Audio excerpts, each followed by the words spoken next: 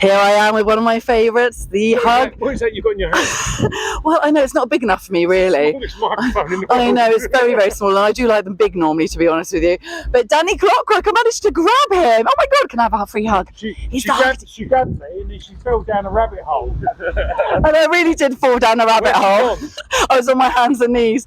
Anyway, this lovely man here is not only a DJ and a promoter, he's also a project manager for construction. I used to be. Oh, sorry, used to I be. gave it up. Oh, okay, sorry, I'll get to that in a minute. Oopsie. I didn't do my research well. And also landscape design as well. You're doing that still? Yeah. So how do you juggle it all, Danny? With difficulty, to be honest, but I gave up the project management last June because of the stress. I've done everything for 10 years together, 4 jobs, and I've been doing project management for 20 years, and I thought that's it, I've had enough. So it's just DJing, promoting, clockwork, a bit of landscaping, yeah. And you've just been over to Ibiza. What made you start up the whole Ibiza Clockwork Orange again after so many years? After we started in 2012, we was thinking about it in 2013, but it hadn't grown enough, the exposure, and we got to 2014 and thought, yeah, that's it, and we did it again, and then it's grown every year since. We stopped for 2 years, didn't it? Oh yeah, exactly. But were you happy that you had a bit of a break with COVID? No, I wasn't happy, but if I'm going to be like sharing something, I needed to stop because I was still doing project management, Clockwork Orange, DJing, writing a book. The landscape, so I had all these things going on. If I wouldn't have done that, I would have probably been really ill. Well, I did kind of mean that. I think everyone needed a bit of a break actually from life. Yeah, no, totally. I agree with that. And can I just ask, because obviously oh my God, you are tall, dark and handsome. If you weren't married, so how does it compare now to the clubbing in the 90s, basically? Wow, it's totally different. I mean, now it's a business. When I was younger, it was just basically partying. All money would go on other stuff, as word to say. Yep, and then you did have a title of the Ibiza Cana promoter, didn't you? Well, they gave me loads of titles, but that's all my friends used to say to me, like, you're quite all right in the head, and I thought it was all quite normal to be the craziest person, but I enjoyed it. And now I enjoy being who I am. But like now, the difference is we're older, we're wiser. You've got some kids who come because they want to be part of those older people and what they represent, really, which is like the nicer side of clubbing. I think that's what I love about Clockwork Orange is, I mean, I am a late starter, unfortunately. I can't even talk about the Big Rose and the Ibiza in the 90s because I was late to it. So I actually missed out on a lot of it. And it makes me feel a bit sick, to be honest with you. But I've seen some of Danny's documentaries and what did you say? No, she didn't say that. That was the first word she said out of her mouth. Oh my God, that was a Freudian... mispronounced it. That was a Freudian slit. Oh, I mean slip. What's going on here? This is a comedy sketch now. Something out of the 90s, totally. Well, your documentaries are really funny, aren't they? Yeah, documentaries, yeah. You got to make them funny. You've got to have a mixture of everything. It's got to be emotional, funny, poignant, atmospheric. It's got to have everything in it, like a movie. And that's what I love about Clockwork Orange. For me, the difference between Clockwork Orange and other places is your attention to detail. So tell me a little bit how much goes into that. Where do you want to start? Starts a year before. I'm going to Ibiza on Tuesday to organise next year. So that we'll keep chipping away at it and adding this and refining it and increasing it. And like this year, everyone was saying about buses and stuff. I lost a lot of money on buses, but we'll introduce that next year so they don't have to worry about taxis and just always fine tuning. That's being ahead of the game. You've got to always be planning. You can't switch off. But you do. I mean, it's like me and my ex-husband. Every time we had a party, it would be a party where we'd have a massive sound system, ultraviolet lights coming down through white daisies. We'd put so much detail in. And your parties, there's just so much glitter and colour and love and people dancing on stage. It's amazing. Yeah, you guess what you got to have. Unless you go bigger and better, unless you try and improve on every single party you do, what's the point? What's the point? There is no point. And I was just wondering about every time anyone mentions the bus, I can't help thinking about Alex P. Can you tell us the bus story, please? That's Alex's story to. No, well, he. I can't say on camera really what he'd taken, but he stole it. When the driver of a bus got off the bus in Ibiza town in 1990, I believe it was, he got on the bus and it was full of old people, old age pensioners. all basically trying to get where they're going, or people. And he stole the bus, and then they had the police in tow. And then when he, what's that? Oh, you're a bus operator. And then when he got to the other end, there were so many police, they dragged him off and gave him basically a good idea. Yeah. Naughty Alex. And can you tell us one of your funny stories, please? Off the top of my head, really. I don't know, mine are all crazy. I don't know about like funny. Oh, go on, I'm crazy, so I'm sure it won't be crazy to me. Well, after being up for about 2 days, and then all my friends had dropped out, and then everything that I had with me, I had to flush it down the toilet because I thought I'm not going to go to sleep.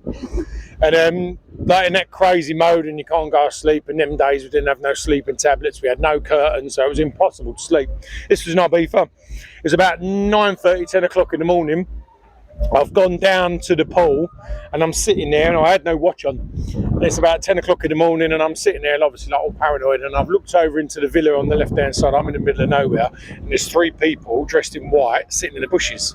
And like, I'm paranoid, and I went, oh no. And I thought it was all in my head. And I went, oh no. And they're looking at me. And I went, I didn't have a watch. And I went, I was at the time.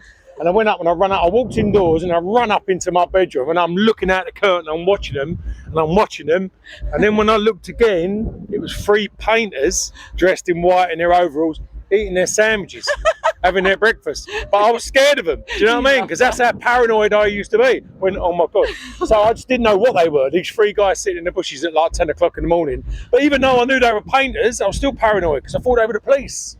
So I kept looking out the curtains. Every time they looked up, I was like, shit, they can see me. I'm getting lower and lower and lower. My microphone's getting lower. One of 1,000 stories. Oh, I'm sure you've got many, many stories in that Clockwork orange villa of yours. So what do you do with your pooch? Because you love your pooch. What happens to pooch when you go to Ibiza? She gets looked after by different people. If I'm doing it, then family or the wife will look after the dog, or a lady called Claire, she looks after her. Yeah. I think pets have been such a comfort to single people like me.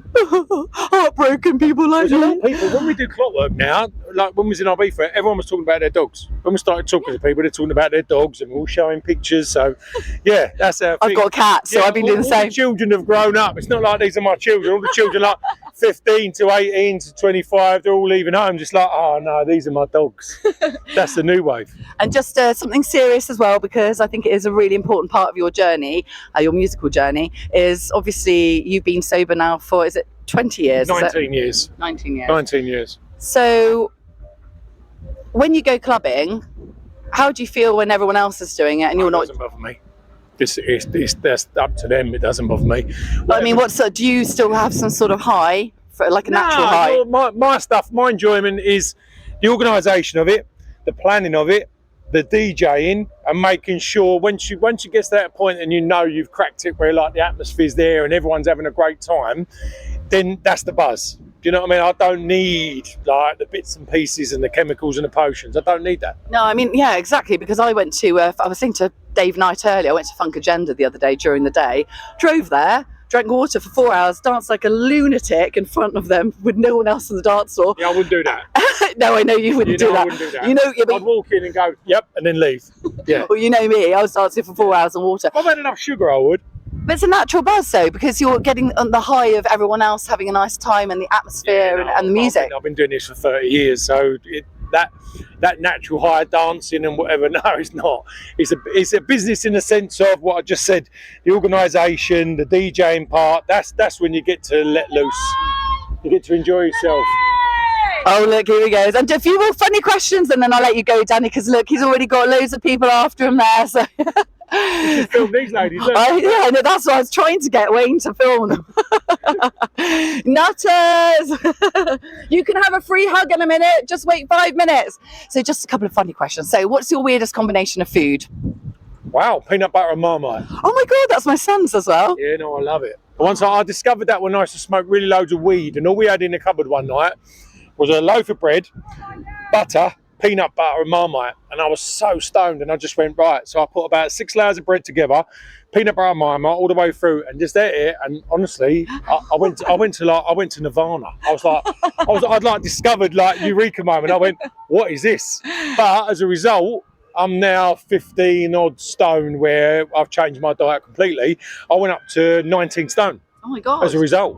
Wow. of smoking weed and eating peanut butter and Marmite every night. Yeah. Funnily enough, I used to have pancakes with Snicker bars rolled up in it in Thailand and Koh Phangan, and I put on about 3 stone as well. So, It's easy to do. And what's your guilty pleasure? So mine is, or a person, mine is Ray Winstone. Oh my God, he's my guilty pleasure. Who or what is yours? Don't know, really. Could be a song, like mine's Toxic with Britney Spears. Is it? Yeah. I don't know, really. The music. I mean, there's so many records. If you try and ask for that specific one or that specific person or specific film, I couldn't give you that answer off the top of my head, because then I'd probably leave here and doubt it and go, should have said that. I should have said. Have you ever said anything really bad, like on camera, and thought, "Oh, I really"? Off my head on camera. I've been off my head and thought it was really funny, and it's still online now. Clubvision. Thought I was being really funny, and it was cringy. Yeah, I did that once in the bedroom. Yeah, no, like really cringy. I'm only joking. Totally cringy. And like I watch it now, and you think, yeah, and I was all like, Ray, but you watch it, and it's like, oh my God, like bite your, what's it called? Your hand kind of moment. Like, oh, why did I do that? Or just like this. Yeah. And what about? Come on, I'll do one more. So let me think. Have you got any phobias? I never used to be phobias of height. And then when I stopped drinking, I did. But in drinking, I'd done skydiving 3 times. Now, well, I couldn't go on any roller coasters or anything like that because I'd be ill. So anything like that. Big spiders, I don't think I could handle them. My daughter goes, yeah, and I'll have to like be brave and get the spiders. But like anyone, if you watch I'm a Celebrity and you think, oh, that'd be easy, and they've got like 500 rats or 50 snakes, you watch it and you're like, wow, yeah. You've got a lot of admiration from when they do things like that. Covered in their massive huntsman spiders sitting on your face. Yeah. No, that'd be my phobia. Yeah. That's my phobia. All around you and on you and even clothes and shit. So you're really making me go funny now. Yeah, no. It's true though. When you watch it in the comfort of your own home, drinking a Coca-Cola or something and watching it and going, yeah, it'd be easy. Nah, definitely not. Oh, Danny, thank you so much. And I know you're the hug dealer, so can I get a hug, please? Oh, thank you very much. No worries. Really nice to meet you again. Thank you.